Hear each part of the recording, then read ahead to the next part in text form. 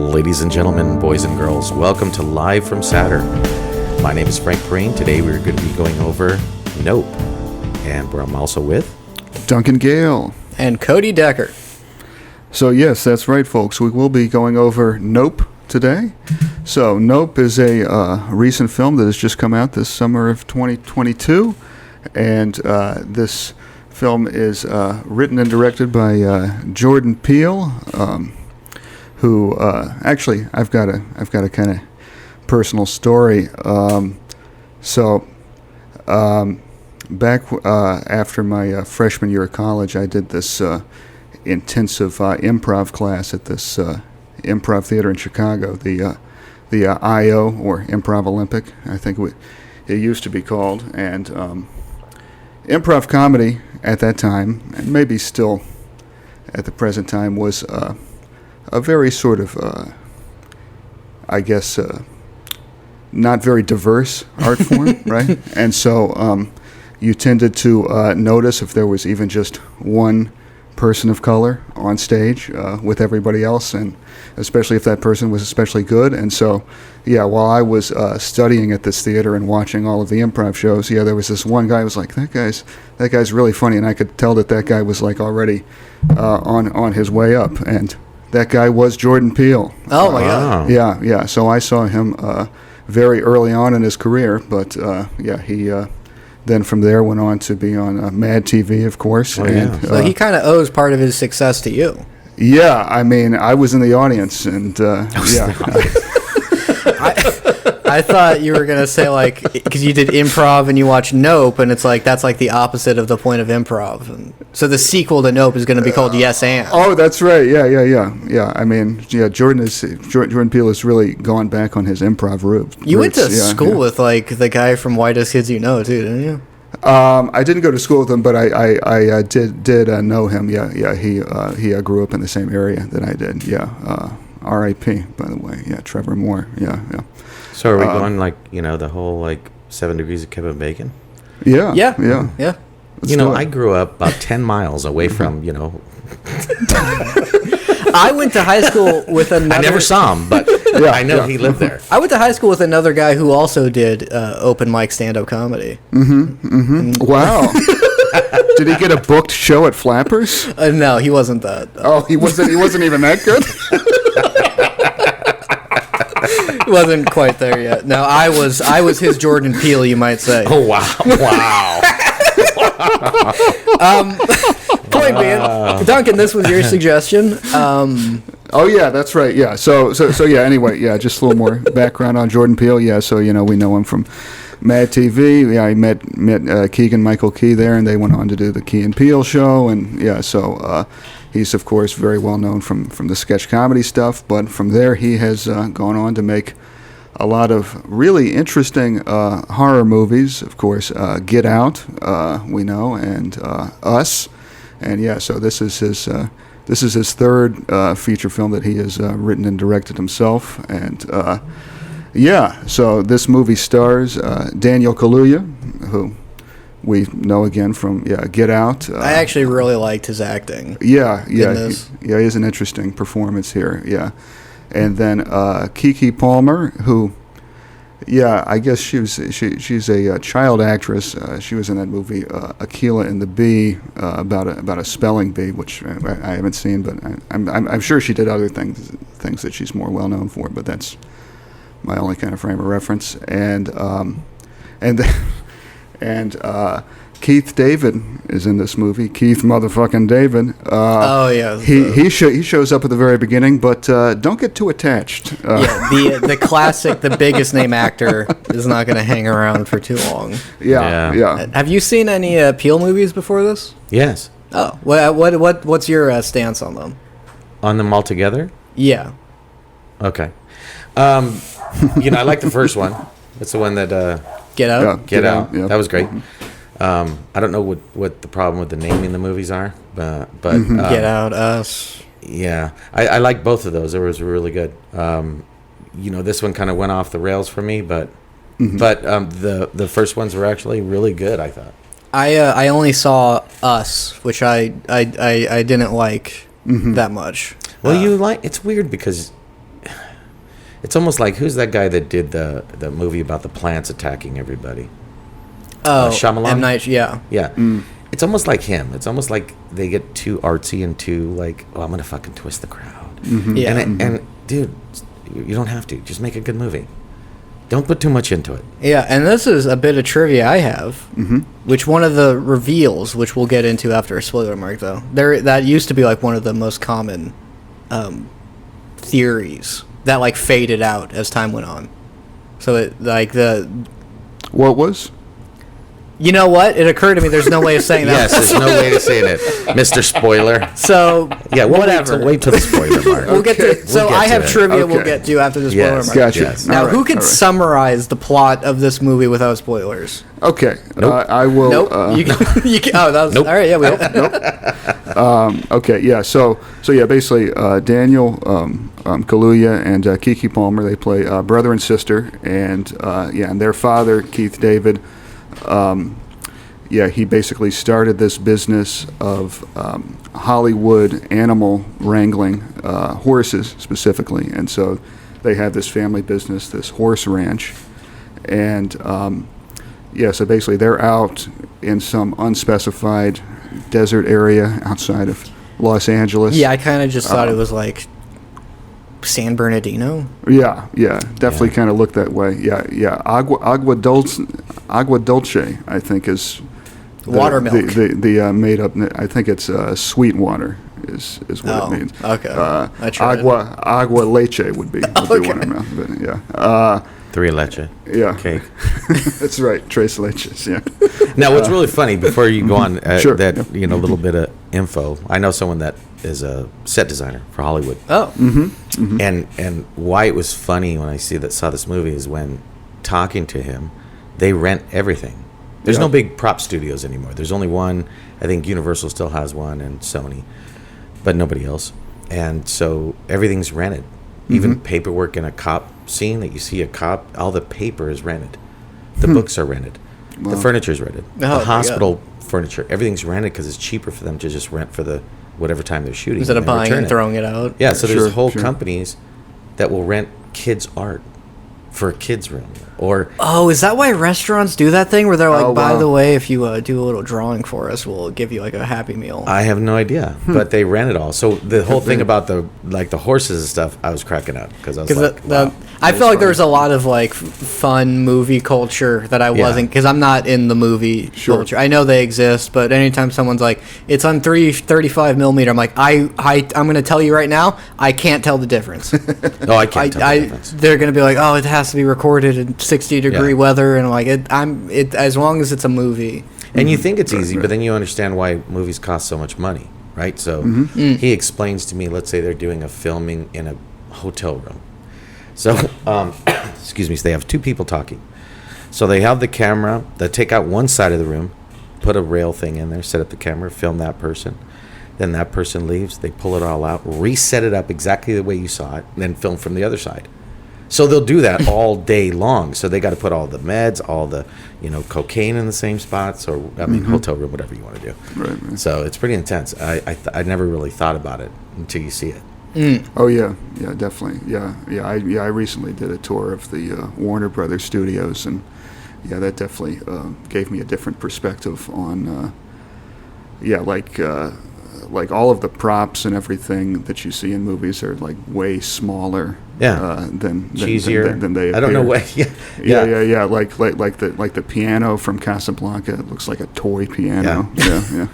And when I was on the Sony lot, when I was an extra in Spider-Man, so we were doing the wrestling scene. So here we are on the Sony lot.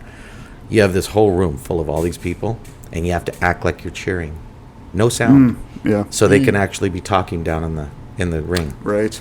So you can hear McGuire and Macho Man talking, and all of us are just jumping up and down like we're yelling. And you're not like, No, that's what it's completely quiet. If you Yeah, and it's crazy. Yeah. if you see the rehearsal with Nathan Fielder, he hires a bunch of like background actors to be like to show up for a birthday party, but he didn't realize like if you're hired as a background actor, you're not allowed to talk So he's like walking around being like, "Oh, hi," like, and they're like, they mime it, but they're like funny. legally, like by contract, it's like it's not. He would owe them way more money if they said a single word. Yeah. So he's just like he doesn't know what to do because he's like, "Oh, well, thank you," and he starts like miming with them. Right. That's great. Well, go on with the description of. Oh yeah. So yeah, the plot is Like basically a ghost. Spoiler alert. Yeah. So yeah, these siblings run this ranch. Yeah, this horse rental service for movies and a stud service, which was the working name of this podcast. Hey, it's never too late to change. Yeah.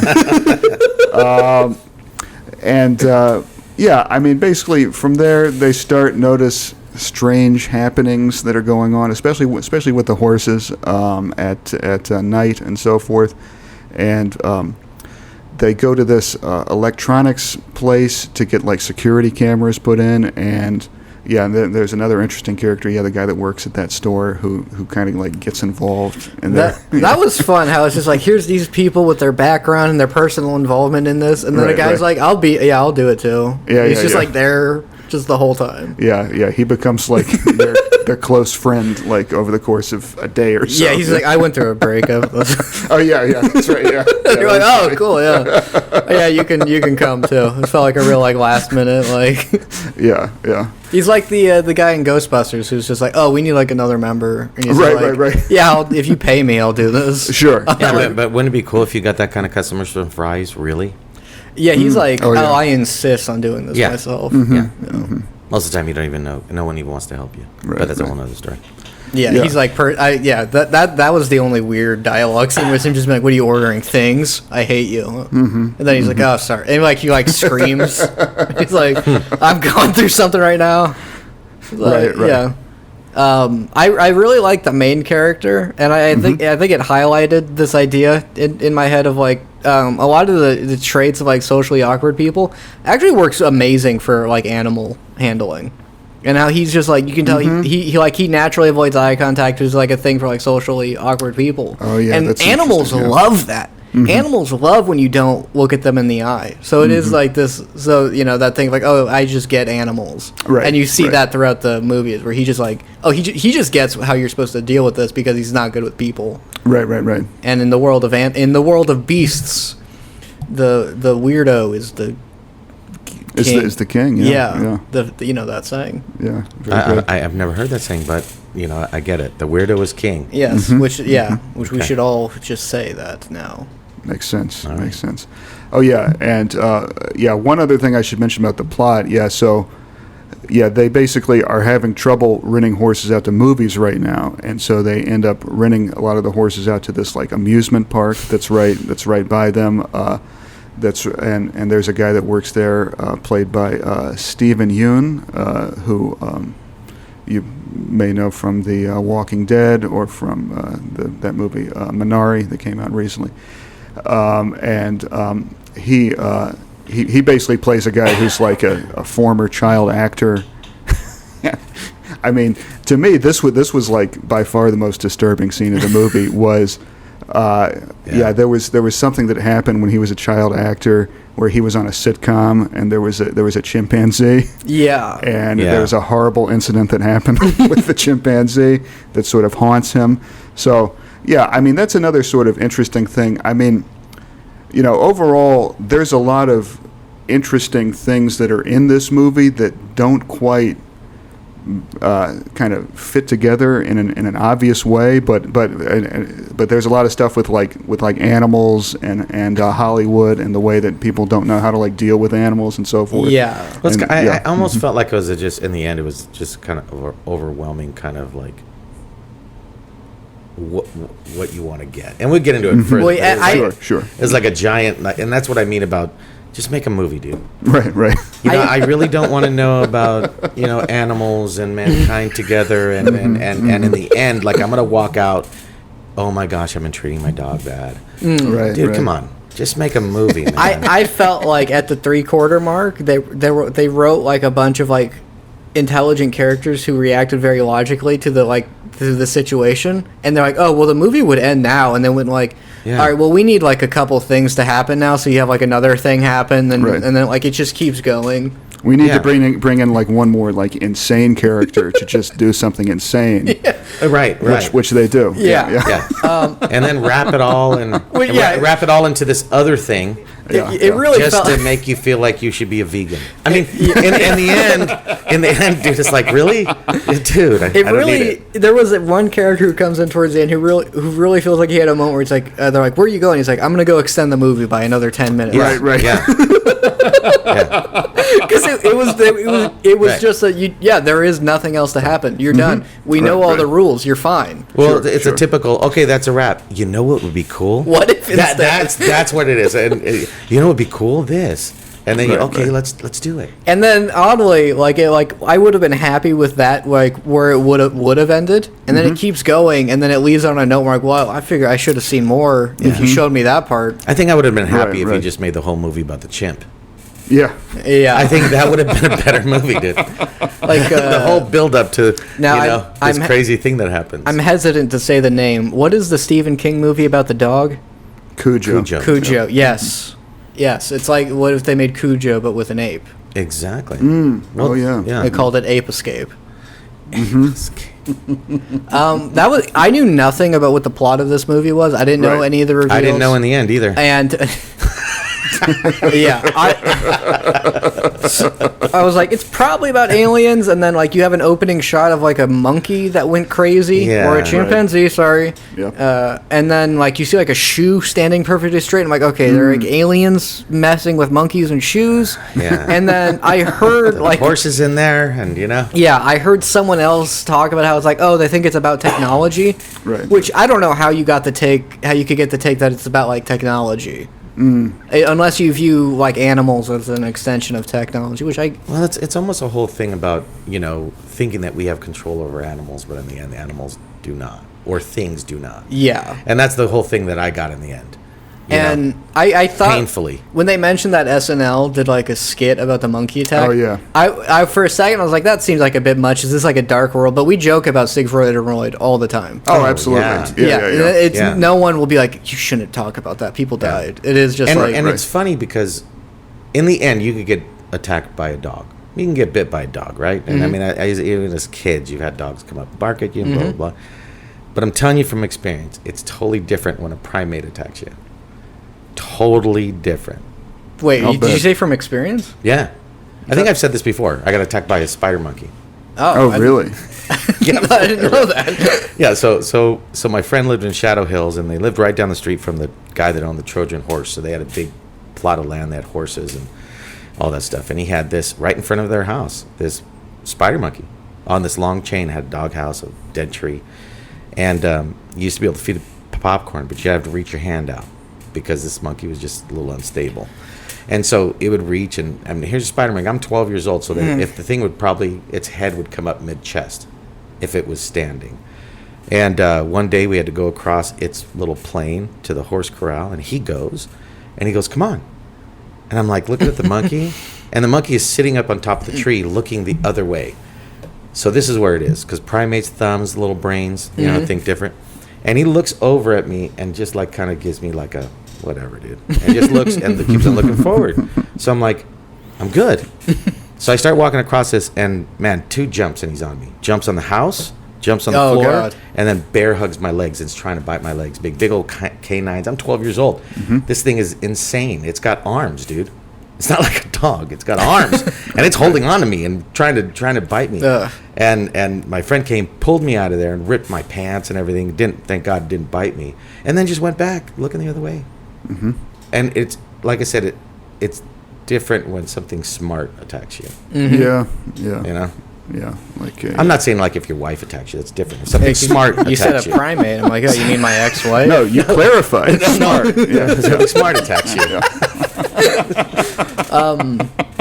Yeah, the opening where it's like he's with his dad, and I really like the character that the main actor portrayed of like just he probably has something, but no one. It was also they never got like a diagnosis or anything, but you can tell Right. there's something off about him, and I like those guys. Sure. And like his dad just like looks up and he goes, "What the?"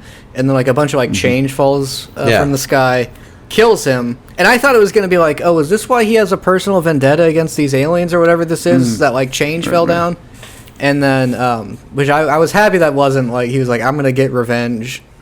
I'm gonna create like an anti-change machine. So that's called Congress. Right. Sorry. Well, yeah. I mean, his dad is actually killed specifically by a nickel, right? Which has the image of Thomas Jefferson on it. So, Thomas Jefferson is responsible for the death of yet another black man. I mean, if you like really want to read into like the racial politics of Jordan Peele's movie. Okay, yeah. If I had a nickel for every time he killed a black person, another black person would die. That's right. And I totally see what you mean. Yeah. Let's keep our eye on the pie. Yeah.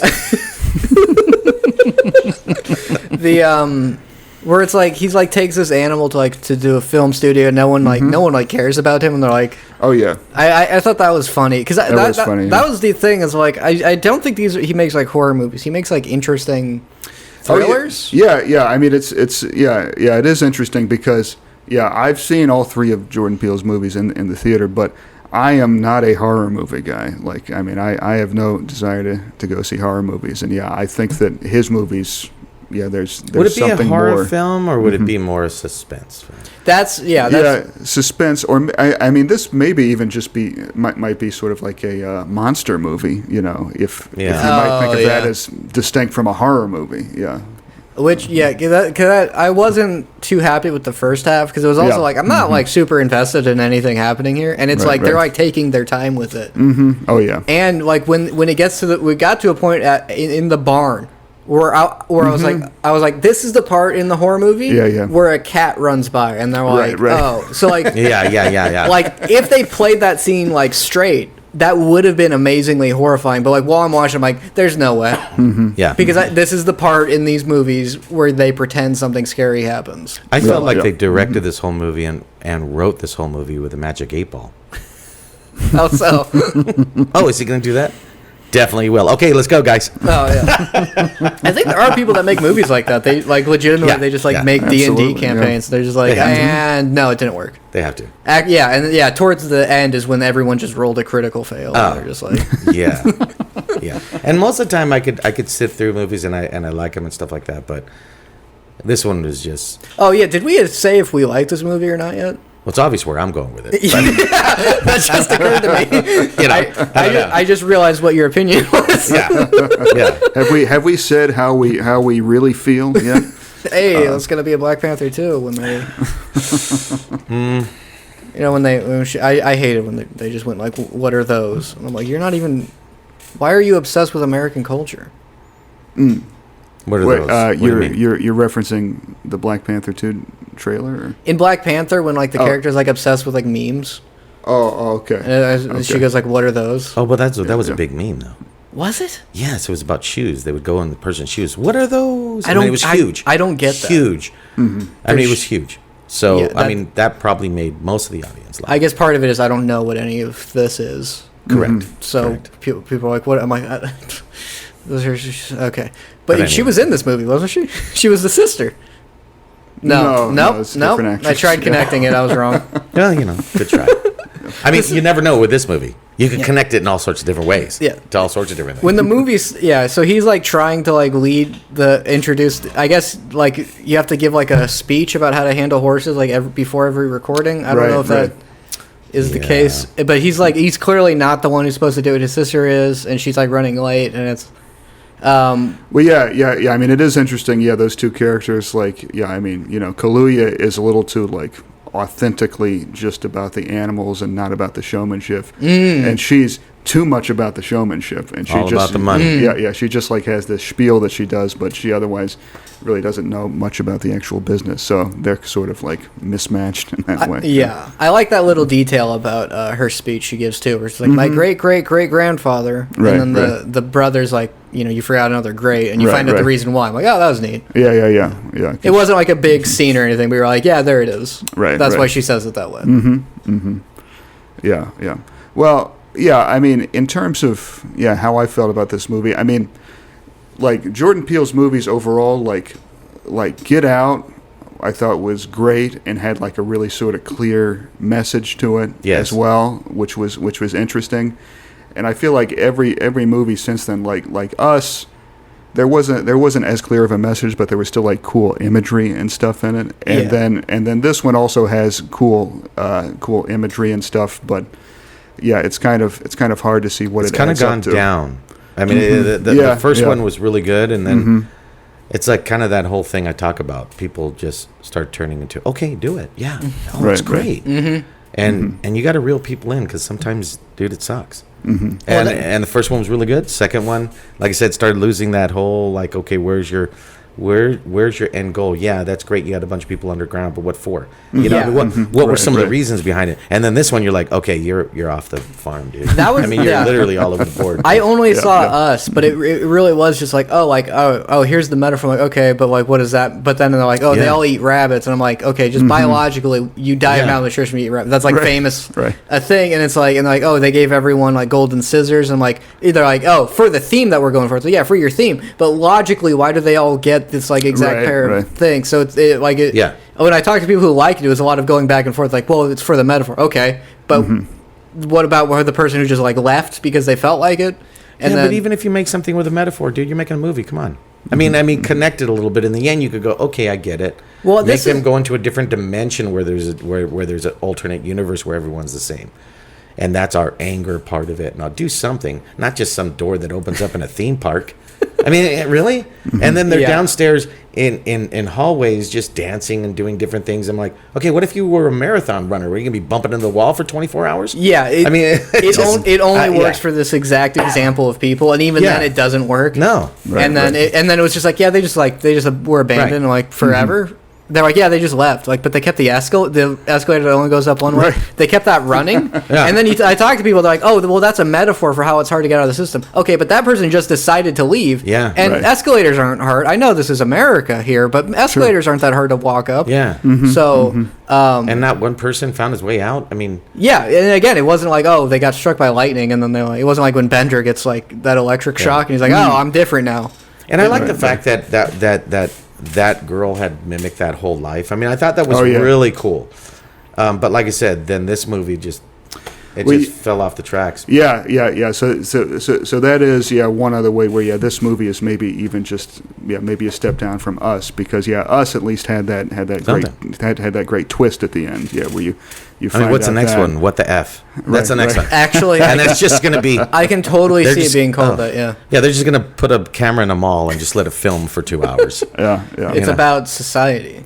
Yeah, that's what they'll say. Yeah.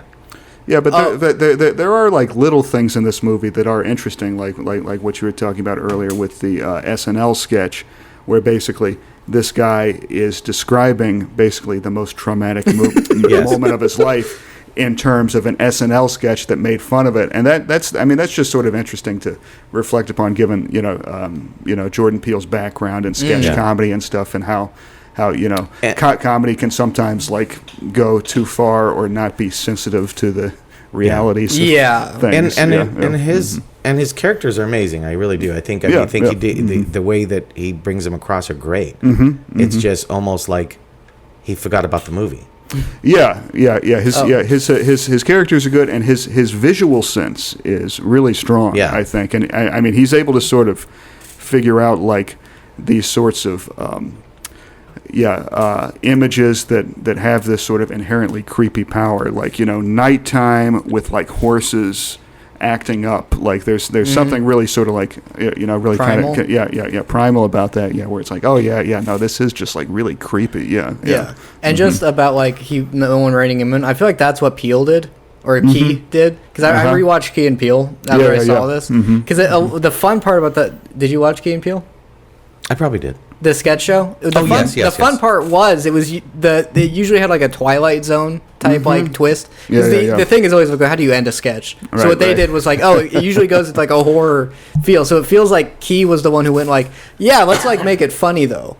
And so it is like as these go on, you do see it's like, without him, he is like no, I'm gonna go purely in that direction without like the guy going like, maybe it's a little silly. Definitely. But yeah, let's just enter the spoiler Let's zone. do it. Okay. Because we are. yeah, and you know, if you're like me, and you're desperate to support other channels, and you're you know what you're thinking, yep, to subscribing and commenting, why don't you go ahead and do that? Also, yeah, we will have a Patreon.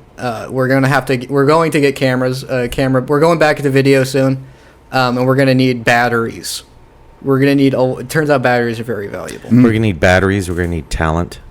We're gonna need all sorts of stuff. Yeah, and I know what you're thinking. Why should we're gonna need a lot of things? Why should I leave a comment? I'm just some guy. Well, what you don't know is we read these comments. That's right. Every day. Even though I'm hesitant to, because every time I'm like, someone's gonna say you suck or something. But that it doesn't wear off. But here's something that's fun. Monkey D. Luffy, longtime guy. He says Duncan impressions always hit. Oh, Right. Thank you. Looking forward to Wakanda Forever, but I stopped watching since every Marvel film after Endgame. Yeah, that's. I feel like Endgame was the ending. Fair enough. Yeah. Someone I have an idea. Oh my God! It's Wakanda Forever. We have a coming to guest visit at the us. door. I think I have to open that. I think you might have to. have to pause this. Okay, yeah, we had a visitor from a subscriber Yeah. who we hang out with our subscribers. Yeah, that was cool. If you can find us. And it's funny because you know Duncan's impressions. I mean, they're so good. If you listen to sometime on here, he's even doing an impression of a muffled dog behind a door. Yeah. Nails it. I'm able to like throw my voice. Yeah. It's a talent I learned in Chicago while I was studying improv. Yeah. With Peele. With Peele. Yeah. Yeah. My close personal friend. Yeah. That's but yeah, this is why like cuz it is like this is like Jaws. Mhm. And that's where like my fun trivia is that like the wow, that dog. Yeah. We love him. You're nailing it, dude.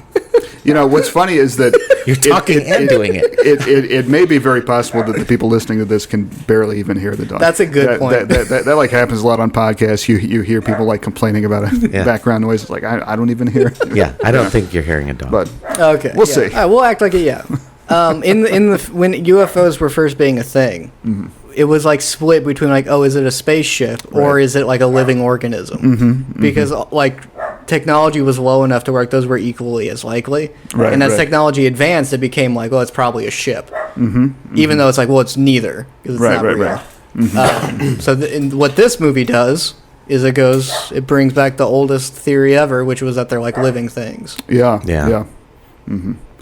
Yeah, it's interesting that, I mean, if you look at this as a horror movie, I mean, this basically sort of like places the, I guess, locus of danger, you could say, in a pretty unique place. I mean, it's like, you know, for something from the sky to be coming down, it's like there is something uniquely terrifying about that. Because like death. if you're like outside in an open area, it's like, I mean, shit. There's like no place I can go. You know, I mean, if something is coming up from below or something, I mean, you can like hide from it. And I guess people are able to hide from this in houses or cars to a certain extent Until they're not. Right. That's when It's kind of like being married.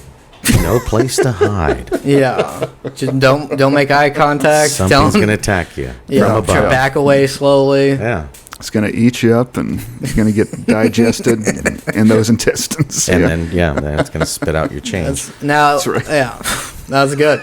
I don't know if you guys have seen Fire in the Sky. Yes, I have. No, that is a very famous alien abduction. It's good. Scene that I was wondering if they were going to, I guess, sample.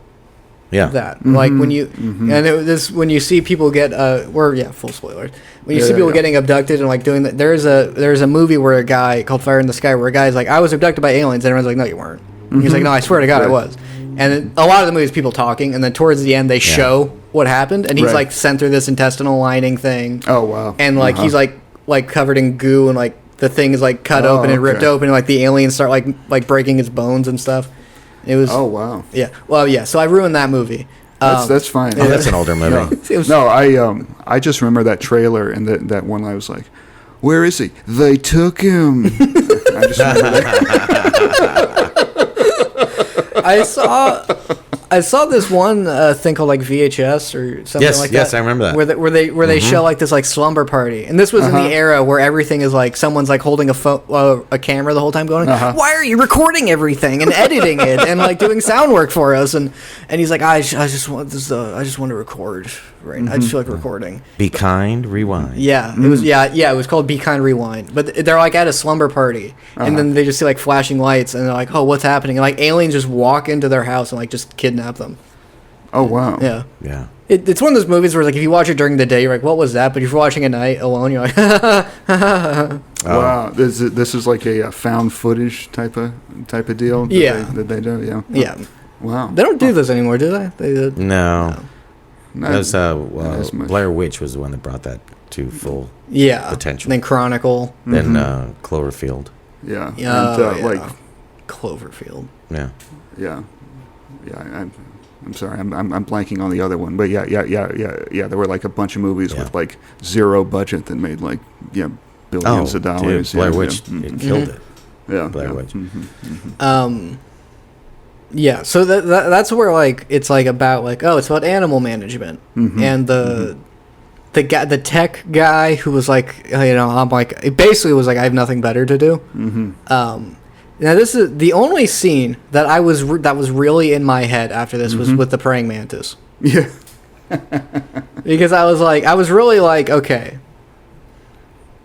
praying mantises aren't nocturnal, so it wouldn't be out at night. So I was really thinking, well, it's like they wouldn't, if this is about animals, they wouldn't not know that. So it was like, okay, that praying mantis probably landed on the ship, and when the ship flew away, it got like stranded and flew onto the camera, and that's why it was out there. And it was a predator that was out of its element, and that's where it's incorporated into the film's theme. Because otherwise, I really didn't like how it's just blocking the camera, and I'm like, are you kidding me? And I'm like, as soon as the ship flies away, the bug's gonna fly away, and then it did. I really like too. No one laughed when that happened because I'm like, that's supposed to be a comedy moment. No one was happy with that. Yeah. Because the first half was very like formulaic. They just didn't use a cat, but it did a lot of like, this is the part where it's like something happens. Oh no! Now fun. I hate when they're recording something because something's gonna get in the way. Yeah, but it's more. Right, it's more our society now. I mean, that isn't a funny thing. Someone blocking your shot is not funny. Someone photobombing you. Yeah, I mean, you're taking a good true. shot, dude. You're in my way. You're in my way. So I could see how now it would be more of a frustrating thing than a funny thing. Yeah. There is a photo bomb that happens in this movie. Yes. And there's also a TMZ reporter in this movie. Yes. That was definitely one of the more comedic moments where. It's like, Yeah. And this is what I So don't. back to the Hoover UFO. Right? Oh yeah, that's what. Yeah, the Hoover. Yeah, it makes it like the story does that little thing where it completely explained the situation. Where I'm like, oh wow, and then I was like, I don't know if but the plot is this guy like just found this thing and started feeding it horses, the child star. Right. And he's been like rehearsing. Getting ready, not recording any of those times, but he's like, well, when it's ready for the big show, then I'll record it. Yeah. And that's why he's been like renting horses from them, which makes another scene very funny. In when you already know, because when he's like, yeah, we're thinking about buying those horses back, and he's like, right, I wanted to talk to you. Oh yeah. Yeah. Yeah, and another creepy thing, and then this was an image I remembered from the trailer that I was wondering how it would be explained, and then it was that basically in the audience at these horse shows is this woman who was his co-star in the sitcom who got mauled by the chimpanzee, and she now has like her face is really messed up, and she wears this like veil over it and stuff, and there's really not much else to it other than just okay, we're going to show this really kind of like disturbing image at this one point. Yeah. Which I think that's based because there was a person who showed up on Oprah, which they mention Oprah all the time. That's right. Yeah. Who that exact thing happened to? Like their friend had a monkey, Frank, and it went bad. Yeah. And they're like they look like that. Now, I thought like, oh, they must have hired someone like that. Right. Well, yeah, and most of the time that we see monkeys from BJ and the Bear and all that stuff, I mean, they're adolescent. I mean, Right. chimps are huge, and they hunt other monkeys, dude. I mean, they don't mess around, dude. So it's like they'll hunt other monkey species and eat them. Oh yeah. I mean, when I was on that Warner Brothers tour, they mentioned that they no longer use real chimpanzees for like any movie ever. And it probably happened around when that Oprah incident happened. It's like it's all CGI if you see a chimp in something ever. We don't mess around with that. Still make you sign a liability. Oh sure. If the CGI monkey tears your face off. That's right. That's what the guy in the suit went crazy. The guy in like the green screen suit who's gonna do the motion capturing for the monkey. Yeah. He went crazy and attacked a bunch of people. Like Now that would be funny to see. Yeah. A green suit with tennis balls on it, white tennis balls, and him going crazy. Him snapping. Andy Serkis. Yeah. Yeah, when he finally snapped. He just loses it, man. Hates this shit. Yeah. When he finally gets tired of being forced to play animals in movies. That's right. That's what sucks about animals is like all of them hate human behavior except like dogs. Right. Even cats are like we don't like eye contact. Every animal just absolutely hates what's natural for humans to do. Yeah, that's why I like in Hitchhiker's Guide. It's so funny because the dolphins and the mice are all smarter than us. That's right. Yeah. And they know to leave the planet. And it's hilarious. Yeah. The mice have manipulated us into using them for experiments. Yeah. It's great. Anyway. They're trying to. The sister, I guess I kind of like that everyone's immediately on board. That the alien exists. No one's like, what? Which I was thanking God that because I didn't need any more. Just hurry up with the story. Yeah. Hurry up. That's why I didn't like the first half too. It is just like, how are you feeling? Slow. How are you feeling about things? Like, I'm thinking about buying some Sour Patch Kids candy. Right. And the guy's like, sorry, I'm going through a breakup. I'm like, I don't even know what this movie's about, but maybe if I did, I would find this suspenseful. Right. Where I'm like, wow, if they're taking all this time, they're not going to have much time to get to the other stuff. So that's, I didn't,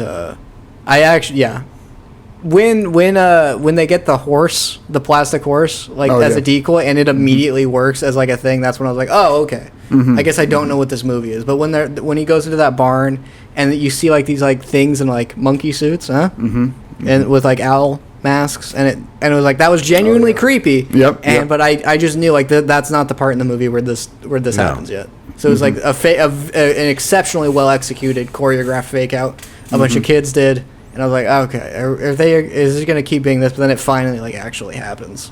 Right. Yeah, another thing I noticed throughout Jordan Peele's movies is his use of music. There's usually, like, some kind of distinctive, like, song or something that happens. And in this one, it is, I wear my sunglasses at night, but, like, slowed down. And I thought that was a cool kind of creepy thing. That was kind of cool. Yeah, for like a sequence where it's like, oh, wear my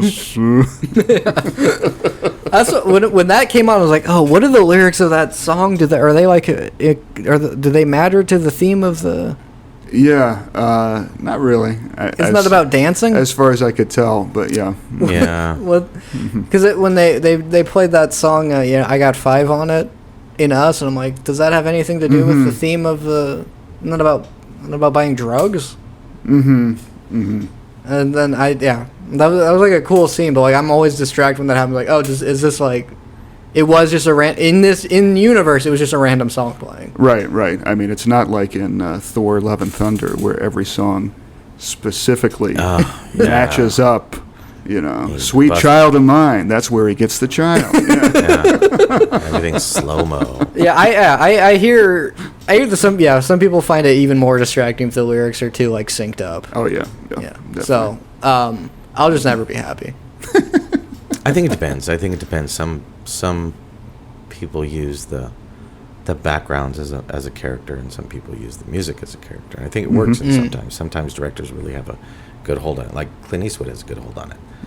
I mean, he puts jazz and all these things in his movies, and it just kind of flows into the feeling of the movie to me. Yeah, the whole plot is just we're trying to get a picture of this thing. Right. And right. we found out that cloud doesn't move, which is that was like a cool thing. And I'm sure if you rewatch the movie, you'll and if you look, you'll see that cloud's always there. Mm-hmm. I'm just assuming that's what they did. If they didn't, that'd be upsetting. But by that time, my plot was refilling my popcorn at that point. Oh yeah. By the way, watching this in theaters, I do not watch suspenseful movies in theaters. Someone just opened there's like exit doors right in front of the screen. Oh yeah. Someone just opened it, looked outside, and then closed it. What? I don't know what they could have possibly been doing. Well, they were looking for the cloud. That's weird. They were looking for the. Yeah. Someone else just like turned their flashlight on, and people were like, "Hey, come on, man! I cannot. I can only." But that's what you get for like going to the like super cheap matinee. Yes. Well, I got what I paid for. Where you can bring in your own pizza and chicken and everything else. The first the rule at theaters is get your candy and snacks, but you need to be done opening everything by the time the movie starts. Oh no, dude! No. I don't. That's the rule, right? And I've definitely been very self-conscious about that. Sometimes, like I bring in empty wrappers, and I wait for those scenes, and then I scrunch really loud. It is just because then I make it kind of like 4D. You know? I am just like grabbing my seats, being like, "It's fine. It's not that big of a deal." And it like the movie showtime, you have like an extra 10 minutes to get everything set up, and as soon as the movie starts, people are like, and people are like, "Oh, my kids are here." I'm like, "This is an R-rated movie," even though I don't think it should have been R-rated. I don't. Mm-hmm. Yeah, the blood scene, I guess, but then you could, I don't know if compared to other things that you see. Yeah. Yeah, this was like a modern Jaws, I guess, is my feeling on it. I don't know about that. Well, it ends with like hear me out. Oh, I get you, but in the beats.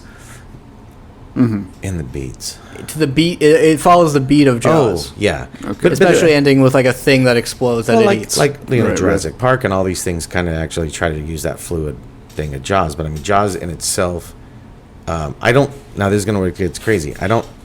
I love the movie and I love the way it was set up. I think they should redo the movie, but just actually CGI the shark in it, leave all the footage the same, and make the shark more believable, and age it back to the movie. And I think the movie would be phenomenal. In the time, they're using a big rubber shark, and I thought it was stupid.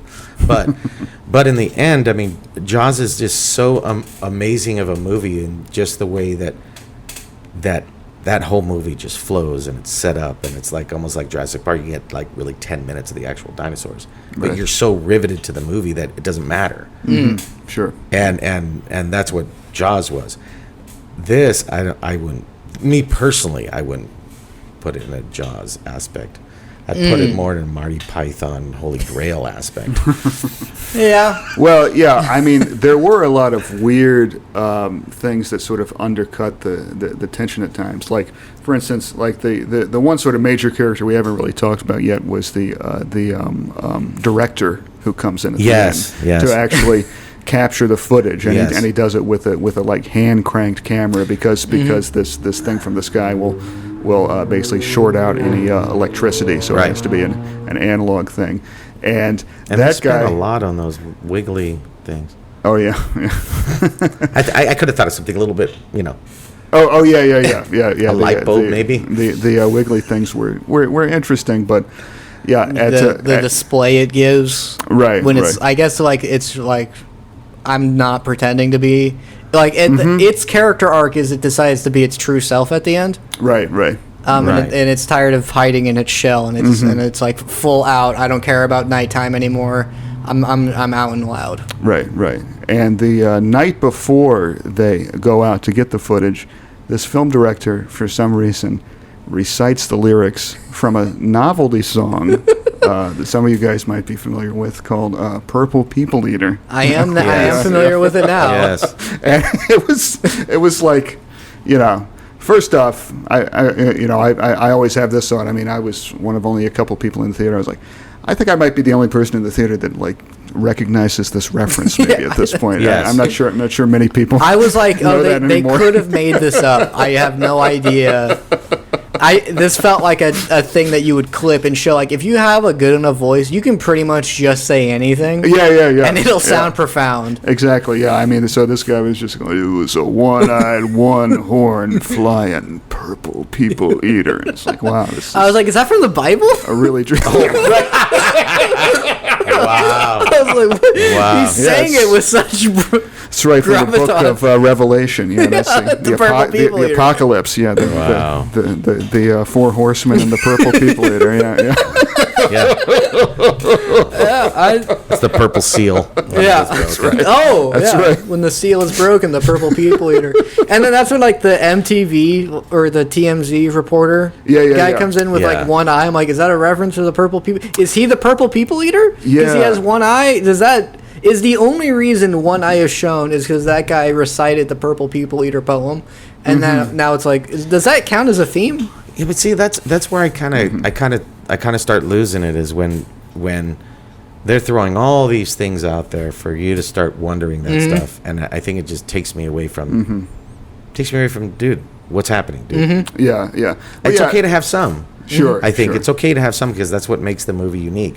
But then again, in the end, it starts getting tiring because you're like, that has nothing to do with it. Well, yeah, and that's because I'm not scared when I'm watching this. So I'm like, so this has to mean something, right? Yeah. But I mean, it was cool. I just did sort of love, as the TMZ reporter was dying, he was like, I got to get this shot. No, I got to get it. And I mean, it did kind of feel like that was also probably Jordan Peele sort of having an axe to grind. It's like, I'm going to trash TMZ reporters. Let's go along with it. I think he just got an issue with that, and they're almost done filming the movie. And he's like, you know what? I just thought of a new character. That's the whole thing. New scene added. I got a great idea. This is imperative we get this in. Yeah. And he just breaks all the bones in his legs, and then he gets eaten. And and we didn't even, which real fast, we didn't even get into the whole, it's a UFO and it's this whole weird angel of death thing in the end. Right. And all that stuff. But in your opinion, what would you rate this movie?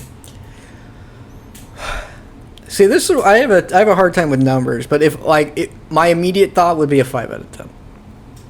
It didn't really do anything that stuck out to me. My thoughts on it are 5 out of 10. I will never watch it again. Yeah.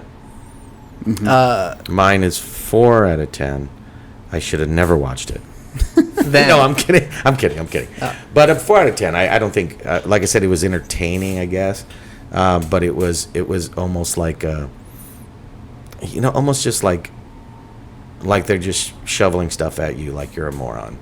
And oh, hey, think of this. Hey, think of that. How about this little carrot over here? Try to figure this out. And it really wasn't a lot to figure out in the movie. It wasn't a super intelligent movie like the two before that. But that's just me. Yeah. Right. I think I would maybe give this like 6.5 flying purple people eaters. Oh, nice. Nice. I mean, I definitely think that this movie has its flaws. It's pretty slow at the beginning. It doesn't quite fit together, but I think there's still some really interesting stuff going on. And I think that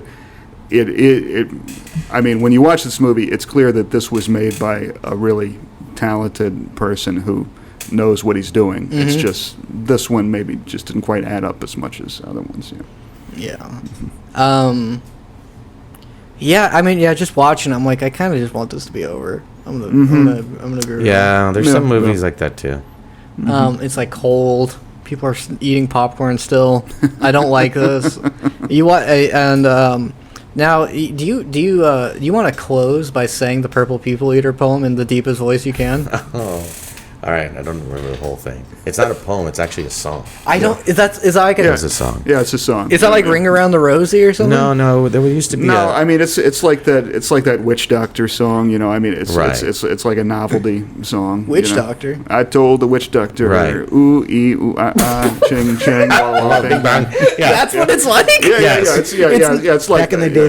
There were funny songs like that. Yeah. And then there used to be a guy called Dr. Demeno that used to play songs. That's where Weird Al Yankovic or whatever his name is, where he comes from, because this Dr. Demeno used to play oddball songs.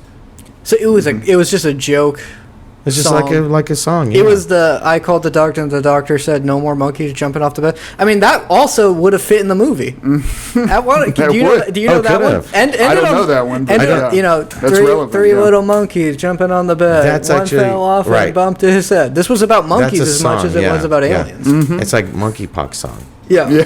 But Ooh, Ring Around But- the Rosie. but Ring Around the Rosie has a deeper, darker meaning. But these songs were just for fun. Yeah, this had no. Nope. You just hear it on the radio and you're like, yay. The reason they picked it was that it involves something in the sky that eats people. Yeah, I think so. Yeah, I mean, not even purple, but although that's actually the joke of the song is that it's a thing that eats purple people. So Right.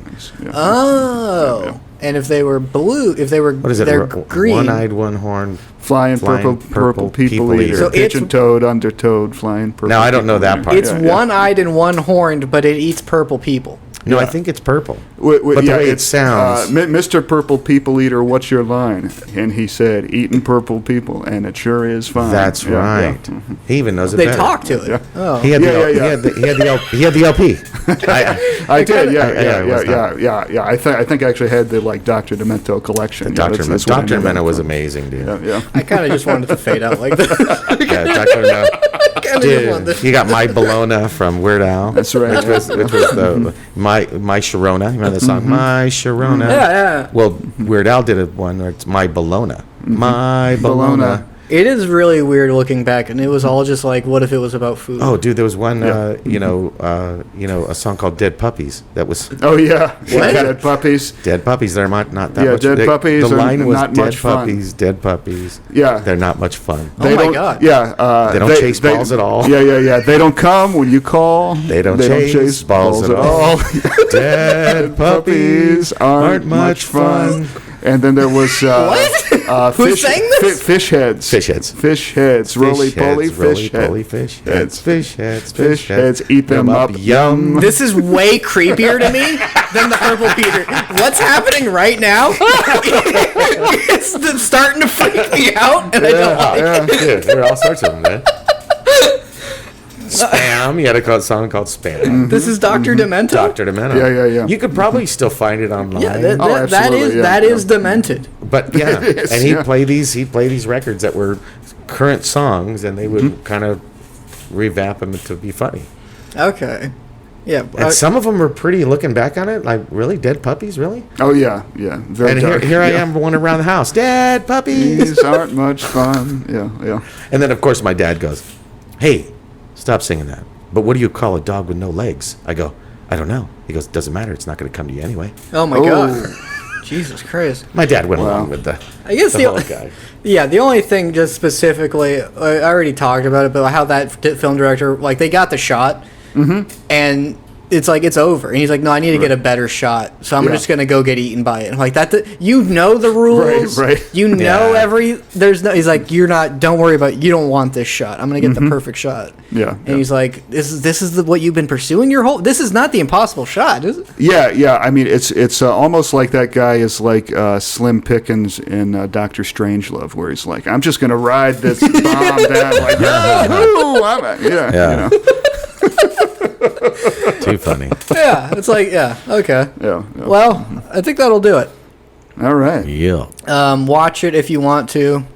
Don't if you don't. One-eyed, one-horn, flying purple people eater. I even did it in a Western accent. Yeah, no, I was gonna let you do the whole Yeah. thing. But I don't know the rest of the song. He just says that over and over again. What happens at the song? He ends by playing rock and roll music from the horn in his head, and then it Yeah. ends with like a So is that why- saxophone solo? Yeah. Well, Yeah. is And he Sunglasses at Night, is that rock and roll? I don't know. Yeah. I think so. Yeah. And the Okay. Purple People Leader eventually came out of retirement to fulfill the Barney role. But that's a whole other Oh story. my God. Okay, well, stay tuned, folks. Next time we'll talk about right. the gritty Barney reboot, which I think they're actually doing. Wow.